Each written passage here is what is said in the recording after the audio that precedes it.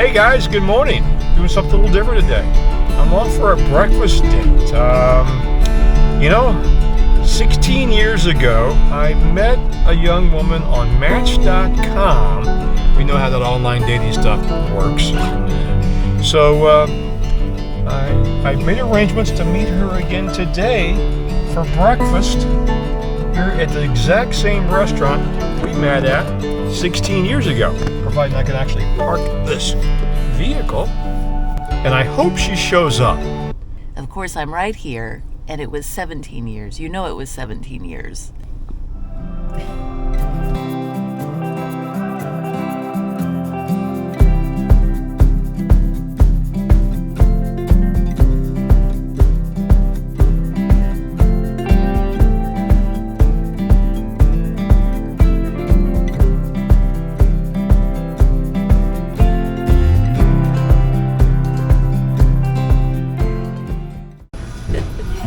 Good 17 years ago. It'll be good today too.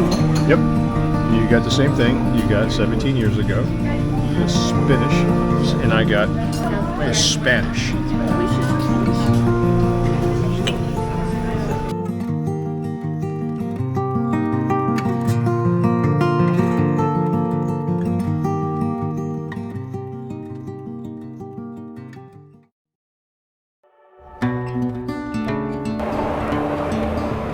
Well, it's another glorious day. We've had such a treat this week. For an entire week, we've had just delightful weather. Not the dog days of August that we normally have. Yeah.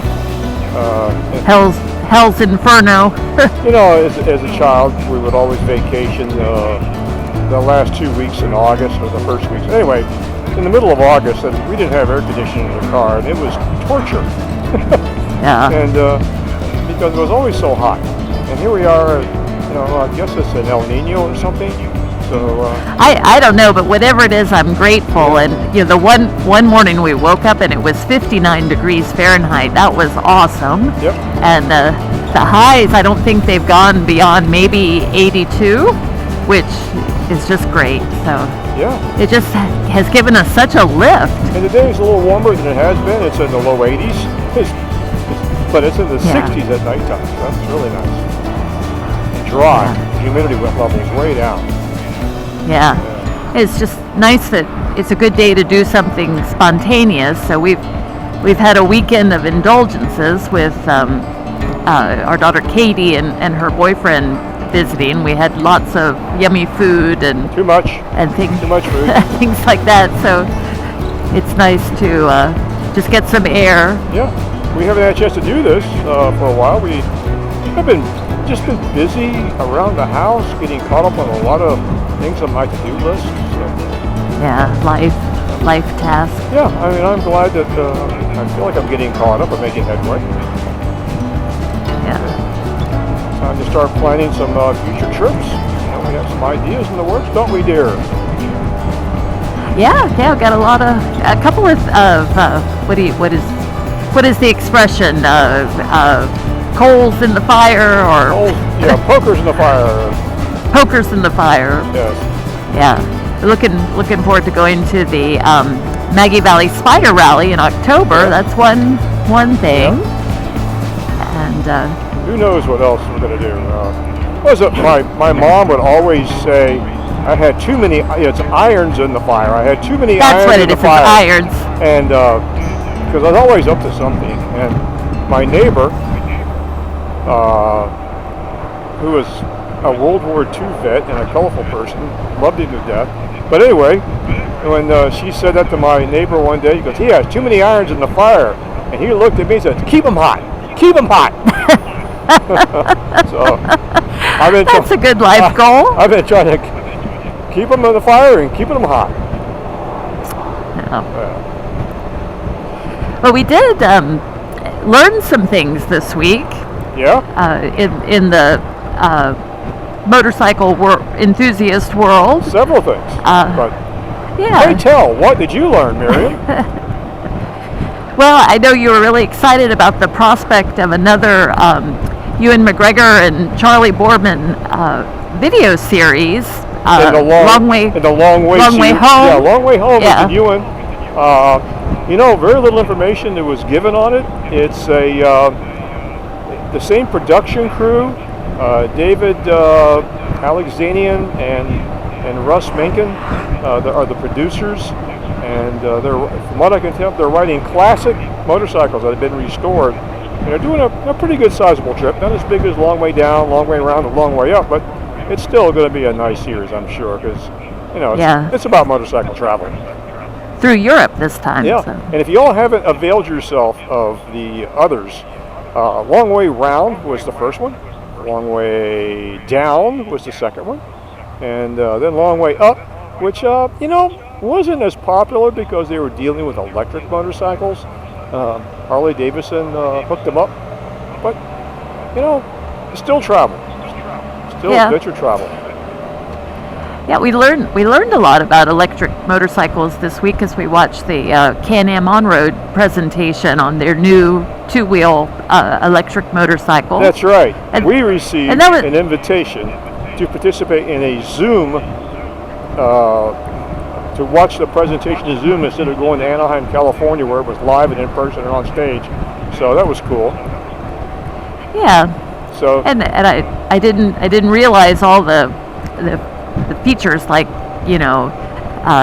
liquid cooled versus air cooled batteries, and encased chains, and all that kind of thing. They are introducing this year two-wheel motorcycles for the first time since the 70s, which, by the way, is where the Spyder name originated, back in the 70s when they participated in some racing with the two wheels. Anyway, they're doing like a commuting version motorcycle and a dual sport electric motorcycle. So, yep. Yeah. Not that it's likely that we'll be transitioning to that, but it was just interesting to learn about it and see the new technology. And what really, back history. I think I made my feelings known about this some time ago. The Spyders and the Riker are not designed to ever leave the asphalt because of the belt drive and the suspension. We're only 4 inches off the ground, and it's just not geared for that. And I'm sure the engineers heard this before I said anything, but we need something to fill that gap, because I've always been a fan of adventure travel. I've never did adventure motorcycling, but and lo and behold, 2025, they're introducing the Can-Am Canyon, which is I'm not sure the word, dual sport, three-wheel motorcycle. It looks like, if you were to visualize a fully kitted out BMW 1200, but it's not a BMW, and it has three wheels. So it has crash bars, attachable points for all your cargo. Yeah, it's cool. Designed for, it's a gasoline engine. It still uses the Rotex 1330. So I'm excited. So we're on Sandbridge Road. We're heading towards Back Bay National Wildlife Refuge, which is definitely one of our happy places in this area. I this past week I came out here twice just to walk on the beach. I just love going out there because you feel like you have the beach to yourself. You might see a handful of people, particularly folks fishing or crabbing, but it's just very beautiful and peaceful. Unlike the resort area, we spent some time in the resort area last night, which we don't normally do, and because we're pretending to be tourists. And it was fun, but we're just not big crowd enthusiasts.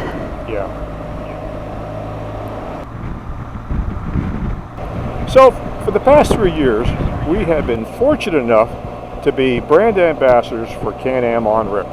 And before we got the invitation, I didn't even know what that meant. And it has been a nice relationship. Watch out for the car. All right. And I'm not really sure what the role entails. You know, they gave us some basic rules, some basic guidelines, and they've been really, really responsive in anything we've ever asked for.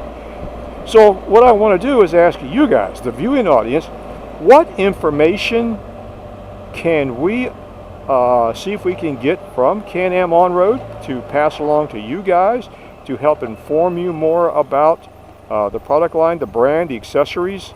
So that's what we want to do. So if you have any ideas, suggestions, let us know.